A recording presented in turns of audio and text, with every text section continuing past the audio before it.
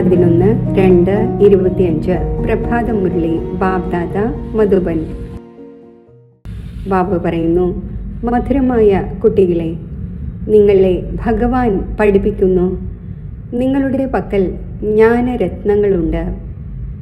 ഈ രത്നങ്ങളുടെ തൊഴിൽ നിങ്ങൾ ചെയ്യണം. ഇവിടെ നിങ്ങൾ ജ്ഞാനം പഠിക്കുന്നു, ഭക്തിയല്ല. ചോദ്യം: മനുഷ്യർ ഡ്രാമയിൽ അടങ്ങിയിട്ടുള്ള ഏതൊരു വണ്ടർഫുൾ കാര്യം ഭഗവാന്റെ ലീലയാണെന്ന് മനസ്സിലാക്കി ആ ഒന്നിനെ പുകഴ്ത്തുന്നു? ഉത്തരം: ആര് ഏതിൽ ഭാവന വയ്ക്കുന്നോ അവർക്ക് അതിൻ്റെ സാക്ഷാത്കാരമുണ്ടാകുന്നു. അപ്പോൾ ഭഗവാനാണ് ഈ സാക്ഷാത്കാരം നൽകിയത് എന്ന് കരുതുന്നു. എന്നാൽ സംഭവിക്കുന്നതെല്ലാം ഡ്രാമയനുസരിച്ചാണ്. ഒരു ഭാഗത്ത് ഭഗവാനെ പുകഴ്ത്തുന്നു, മറുഭാഗത്ത് സർവവ്യാപി എന്ന് പറഞ്ഞ് അപകീർത്തി ചെയ്യുന്നു. ഓം ശാന്തി.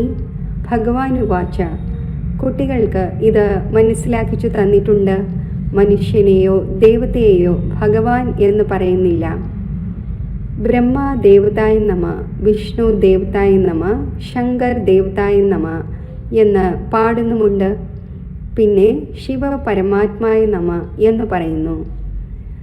ശിവന് തൻ്റേതായ ശരീരമില്ല എന്നതും അറിയുന്നുണ്ട്. മൂലവതനത്തിൽ ശിവ് ബാബയും സാലിഗ്രാമങ്ങളും വസിക്കുന്നു. കുട്ടികൾക്കറിയാം, ഇപ്പോൾ നമ്മൾ ആത്മാക്കളെ ബാബ പഠിപ്പിച്ചുകൊണ്ടിരിക്കുന്നു. മറ്റേതെല്ലാം സത്സംഗങ്ങളുണ്ടോ വാസ്തവത്തിൽ അവ സത്യത്തിൻ്റെ സംഘമല്ല. ബാബ പറയുന്നു, അത് മായയുടെ സംഘമാണ്. അവിടെ നമ്മെ ഭഗവാനാണ് പഠിപ്പിക്കുന്നത് എന്നാരും മനസ്സിലാക്കുകയില്ല. ഗീത കേൾക്കുകയാണെങ്കിലും ശ്രീകൃഷ്ണ ഭഗവാൻ വാച എന്ന് മനസ്സിലാക്കും. ദിനം പ്രതിദിനം ഗീത അഭ്യസിക്കുന്നത് കുറഞ്ഞു വരുന്നു. കാരണം സ്വന്തം ധർമ്മത്തെ തന്നെ അറിയുന്നില്ല. ശ്രീകൃഷ്ണനോട് എല്ലാവർക്കും സ്നേഹമുണ്ട്. ശ്രീകൃഷ്ണനെ തന്നെയാണ് ഊഞ്ഞാലാട്ടുന്നത്. ഇപ്പോൾ നിങ്ങൾ മനസ്സിലാക്കുന്നുണ്ട് നമ്മൾ ആരെയാണ് ഊഞ്ഞാലാട്ടേണ്ടത്. കുട്ടികളെയാണ് ഊഞ്ഞാലാട്ടുന്നത്. പിതാവിനെ ഊഞ്ഞാലാട്ടുക സാധ്യമല്ല. നിങ്ങൾ ശിവ് ബാബയെ ഊഞ്ഞാലാട്ടുമോ? ആ ഒന്ന് ബാലകൻ ആകുന്നില്ല, പുനർജന്മത്തിൽ വരുന്നില്ല. ആ ഒന്ന് ബിന്ദുവാണ്. ആ ഒന്നിനെ എന്ത് ഊഞ്ഞാലാട്ടുവാനാണ്? ധാരാളം പേർക്ക് ശ്രീകൃഷ്ണൻ്റെ സാക്ഷാത്കാരമുണ്ടാകുന്നു. ശ്രീകൃഷ്ണൻ്റെ വായിൽ മുഴുവൻ വിശ്വവുമുണ്ട്. കാരണം വിശ്വത്തിൻ്റെ അധികാരിയാകുന്നു. അപ്പോൾ വിശ്വമാകുന്ന വെണ്ണയാണ്. അവർ പരസ്പരം പോരാടുന്നു. അതും സൃഷ്ടിയാകുന്ന വെണ്ണയ്ക്ക് വേണ്ടിയാണ് പോരാടുന്നത്. നമ്മൾ ജയം നേടണം എന്ന് വിചാരിക്കുന്നു. ശ്രീകൃഷ്ണൻ്റെ വായിൽ വെണ്ണയുടെ ഗോളം കാണിക്കുന്നു. ഈ അനേകം പ്രകാരത്തിലുള്ള സാക്ഷാത്കാരം ഉണ്ടാകുന്നു. എന്നാൽ അർത്ഥമൊന്നും മനസ്സിലാക്കുന്നില്ല.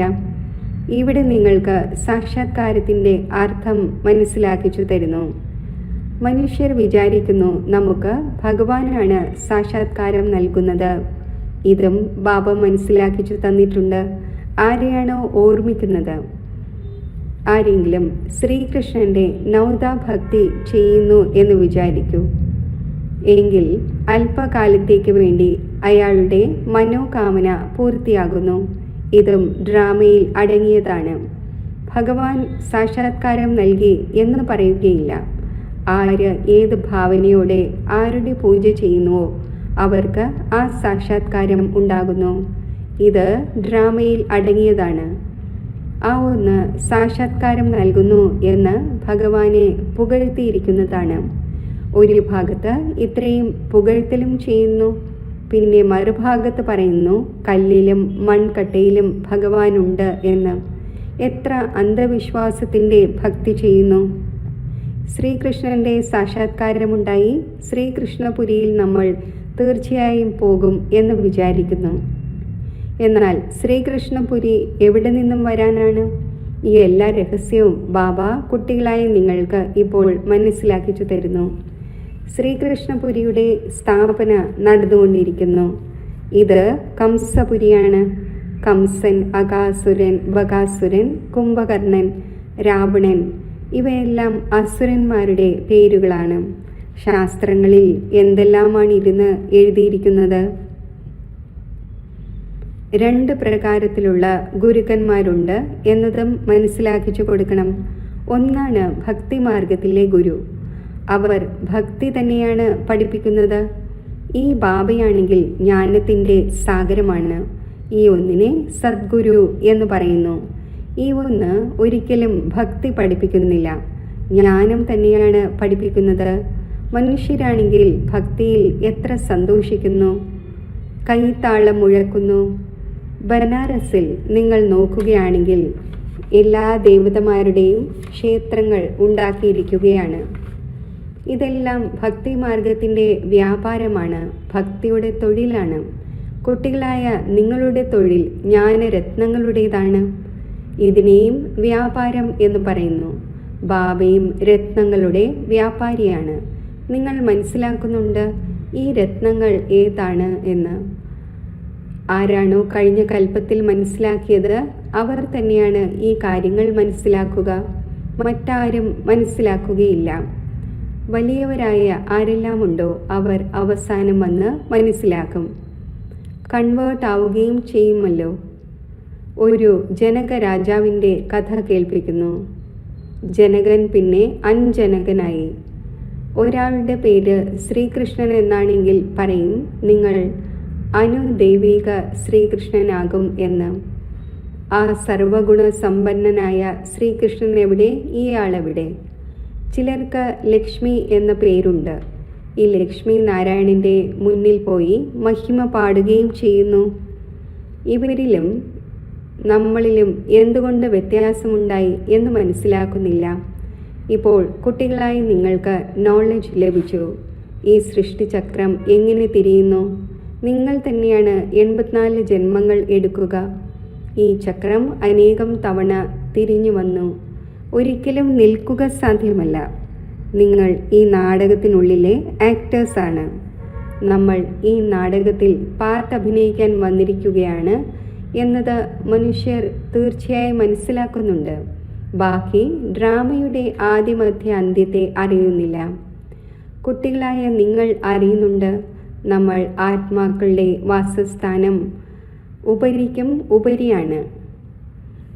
അവിടെ സൂര്യചന്ദ്രൻ്റെയോ പ്രകാശമില്ല. ഇതെല്ലാം മനസ്സിലാക്കുന്ന കുട്ടികളും പൊതുവെ സാധാരണ ദരിദ്രർ തന്നെയാണാകുന്നത്. കാരണം ഭാരതം തന്നെയാണ് ഏറ്റവും സമ്പന്നമായിരുന്നത്. ഇപ്പോൾ ഭാരതം തന്നെയാണ് ഏറ്റവും ദരിദ്രമായിരിക്കുന്നത്. മുഴുവൻ കളിയും ഭാരതത്തിന്മേലാണ്. ഭാരതം പോലെ പാവനഖണ്ഡം മറ്റൊന്നില്ല. പാവന ലോകത്തിലാണ് പാവനഖണ്ഡം ഉള്ളത്. മറ്റൊരു ഖണ്ഡവും അവിടെ ഉണ്ടായിരിക്കുന്നില്ല. ബാബ മനസ്സിലാക്കിച്ചു തന്നിട്ടുണ്ട് ഈ മുഴുവൻ ലോകവും ഒരു പരിധിയില്ലാത്ത ഐലൻഡാണ്. ദ്വീപായ ലങ്ക പോലെ. രാവണൻ ലങ്കയിൽ വസിച്ചിരുന്നതായി കാണിക്കുന്നു.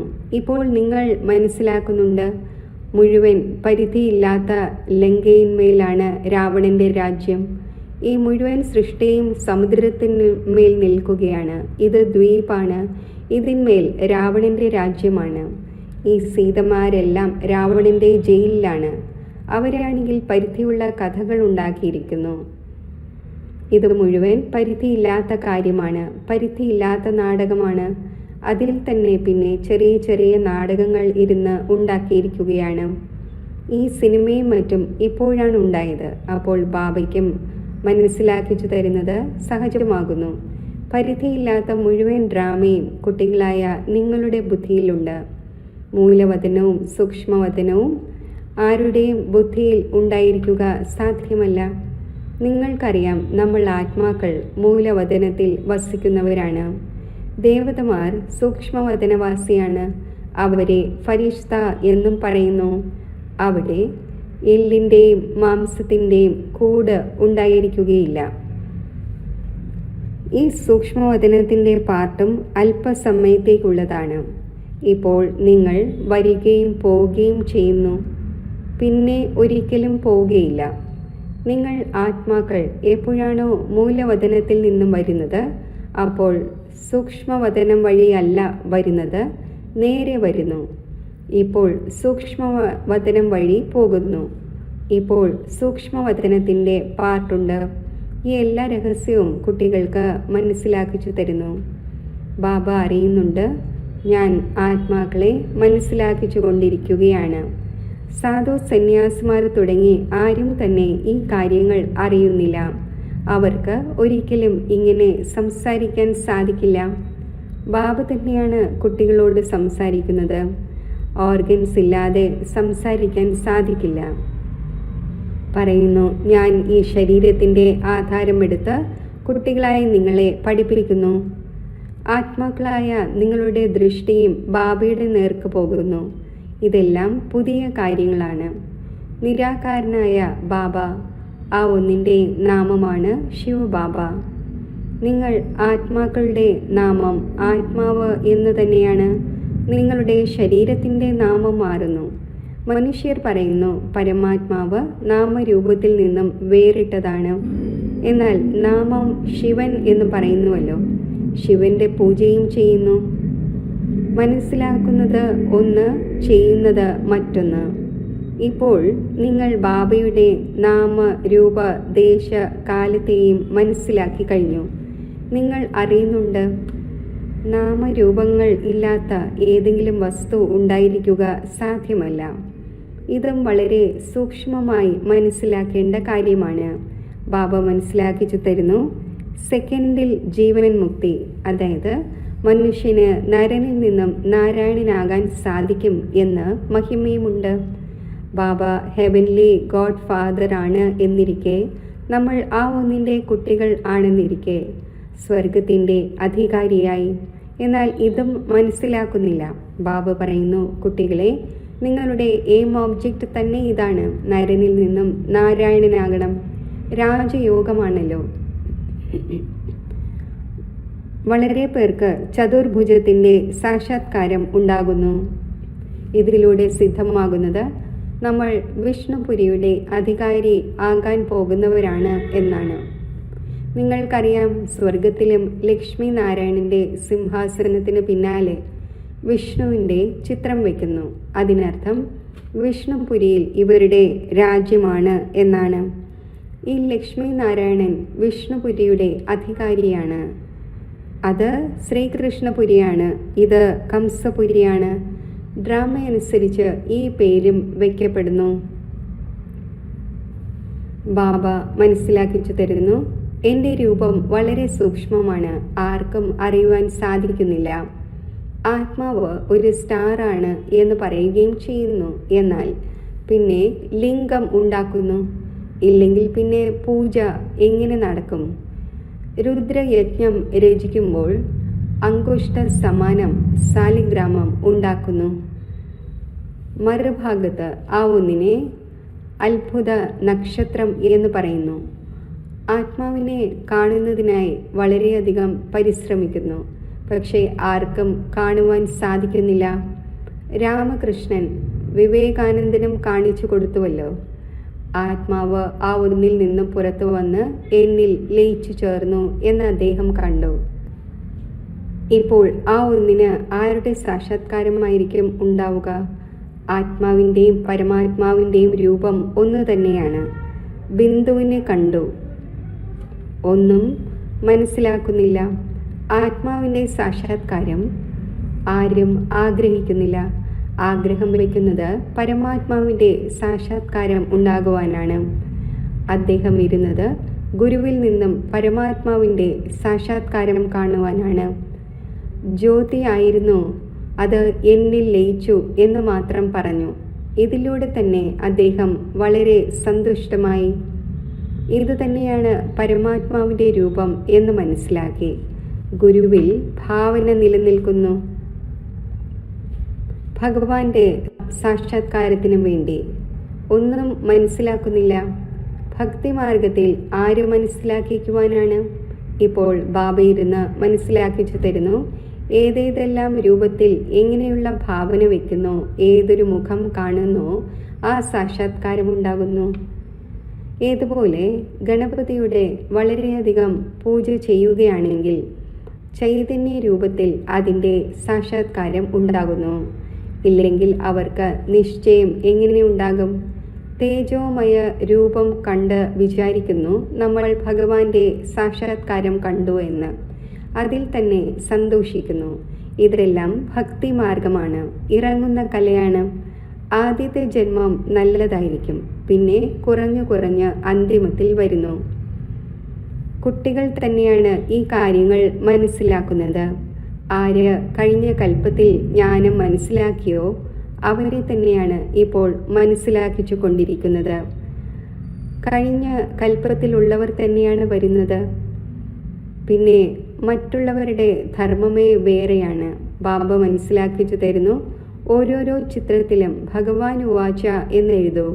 വളരെ യുക്തിയോടെ മനസ്സിലാക്കിച്ചു കൊടുക്കേണ്ടതുണ്ട്. ഭഗവാൻ ഉവാച ആണല്ലോ. യാദവരും കൗരവരും പാണ്ഡവരും എന്താണ് ചെയ്തത്?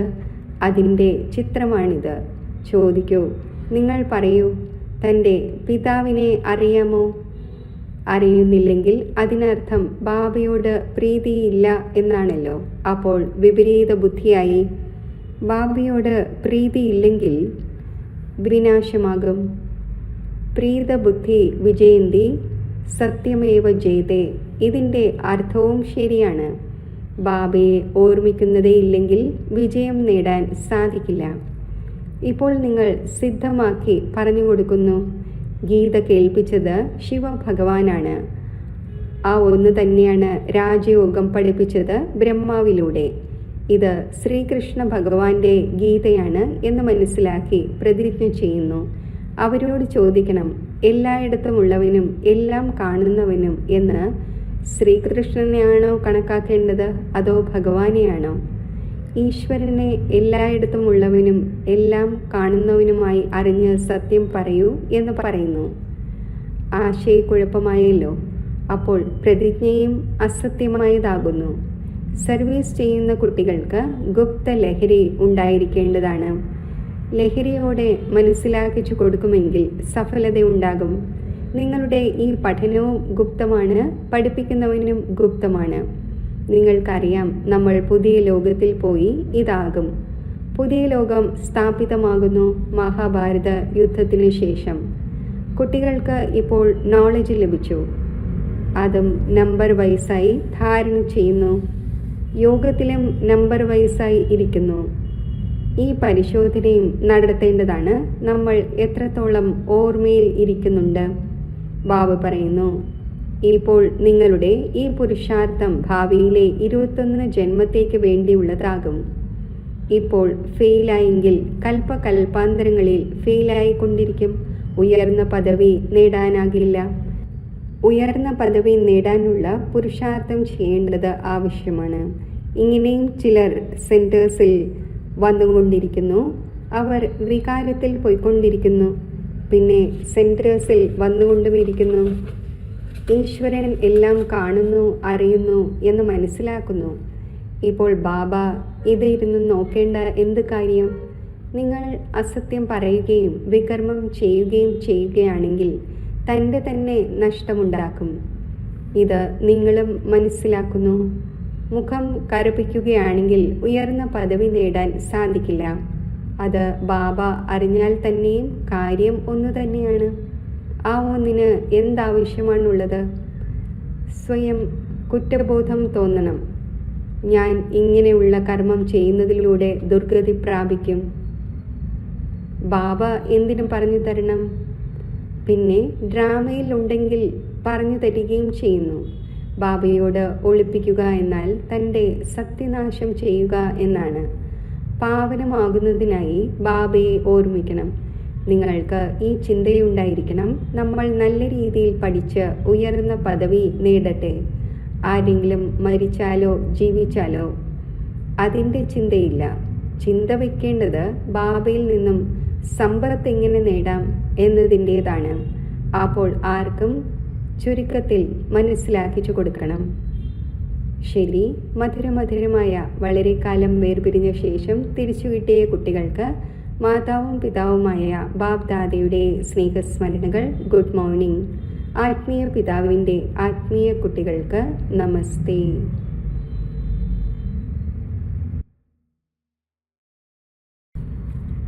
ധാരണയ്ക്കുള്ള മുഖ്യസാരം: ഗുപ്ത ലഹരിയിൽ ഇരുന്ന് സർവീസ് ചെയ്യണം.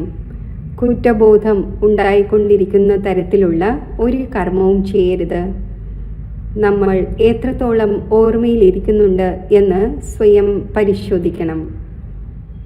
നമ്മൾ നല്ല രീതിയിൽ പഠിച്ച് ഉയർന്ന പദവി നേടട്ടെ എന്ന ചിന്ത സദാ ഉണ്ടായിരിക്കട്ടെ. ഏതെങ്കിലും വികർമ്മം ചെയ്തും അസത്യം പറഞ്ഞും തൻ്റെ നഷ്ടം ഉണ്ടാക്കരുത്. വരദാനം: മന്മനാഭവയുടെ മഹാമന്ത്രത്തിലൂടെ സർവ ദുഃഖങ്ങളിൽ നിന്നും അതീതമായിരിക്കുന്ന സദാ സുഖസ്വരൂപമായി ഭവിക്കട്ടെ. ഏതെങ്കിലും പ്രകാരത്തിലുള്ള ദുഃഖം വന്നുവെങ്കിൽ മന്ത്രം ഉപയോഗിക്കൂ. അതിലൂടെ ദുഃഖം ഓടിപ്പോകും. സ്വപ്നത്തിൽ പോലും അല്പം പോലും ദുഃഖത്തിൻ്റെ അനുഭവം ഉണ്ടാകരുത്. ദേഹം രോഗാവസ്ഥയിലായാലും ധനത്തിൻ്റെ ഏറ്റക്കുറച്ചിലുണ്ടായാലും എന്തു തന്നെ സംഭവിച്ചാലും ദുഃഖത്തിൻ്റെ അലകൾ ഉള്ളിൽ വരാൻ പാടില്ലാത്തതാണ്. ഇതുപോലെ സാഗരത്തിൽ അലകൾ വരുന്നു, പോവുകയും ചെയ്യുന്നു.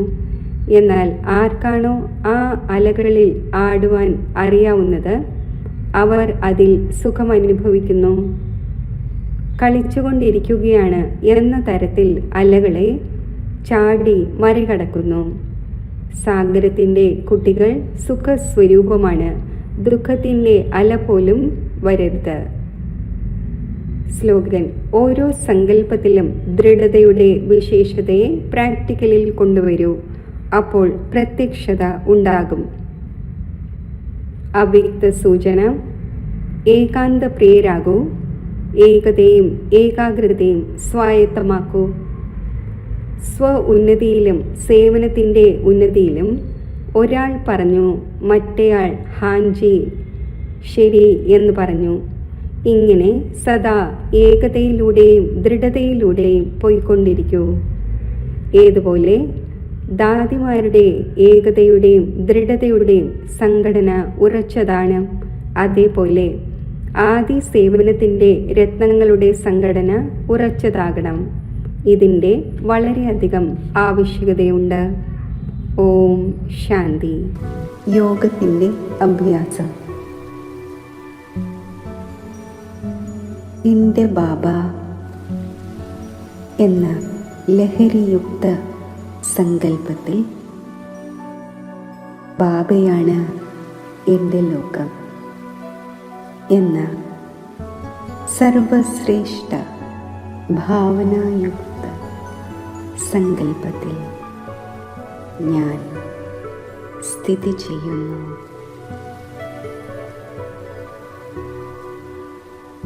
ഈ നിശ്ചയവും ലഹരിയും എന്നെ ബാബയുടെ സമീപത്ത് എത്തിക്കുന്നു.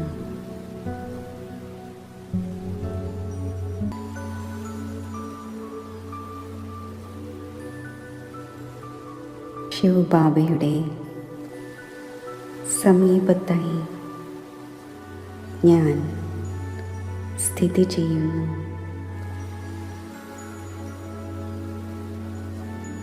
ആത്മജ്യോതിയും പരമാത്മാ ജ്യോതിയുമായുള്ള ഈ മഹാമിലനത്തിലൂടെ ഞാൻ പരമാത്മാ സ്നേഹത്തിൽ ലവ്ലീൻ ആകുന്നു.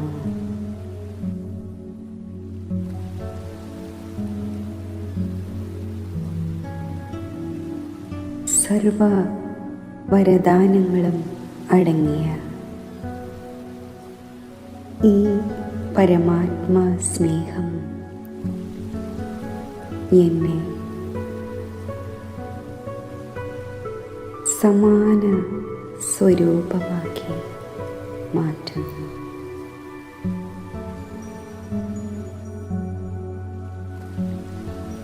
എൻ്റെ മനസ്സും ബുദ്ധിയും ബാബയിൽ സമ്പൂർണമായും സ്ഥിരമായിരിക്കുന്നു.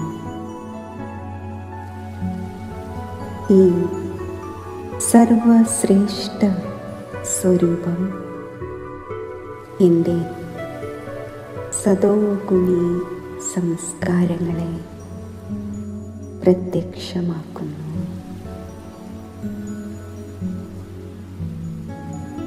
സർവശക്തിവാനുമായുള്ള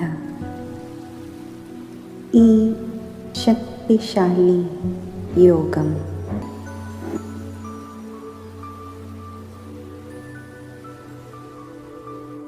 വികർമ്മങ്ങളെ ഭസ്മമാക്കുന്നു.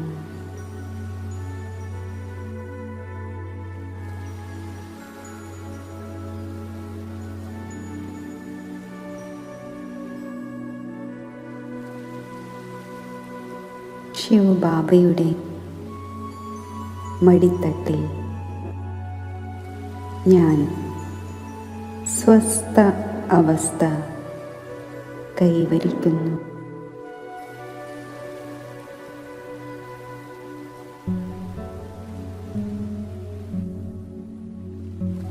ഈ ഈശ്വരീയ സ്നേഹത്തിൻ്റെ ലഹരിയുടെയും സ്ഥിതി നിലനിർത്തി ഞാൻ മസ്തക സിംഹാസനത്തിൽ വിരാജിക്കുന്നു.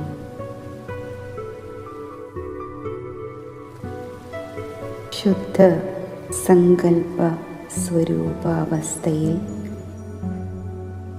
ഞാൻ സ്ഥിതി ചെയ്യുമ്പോൾ സർവരുടെയും ശുഭചിന്തകമണിയായി മാറുകയാണ്. പരമാത്മാവിൻ്റെ സന്താനങ്ങളായ സർവ ആത്മാക്കളുടെയും സമസ്ത വിശ്വത്തിൻ്റെയും മംഗളമുണ്ടാകട്ടെ എന്ന ശക്തിശാലി സങ്കല്പത്തിൻ്റെ തരംഗങ്ങൾ ഞാൻ വിശ്വമാകെ വ്യാപിപ്പിക്കുന്നു.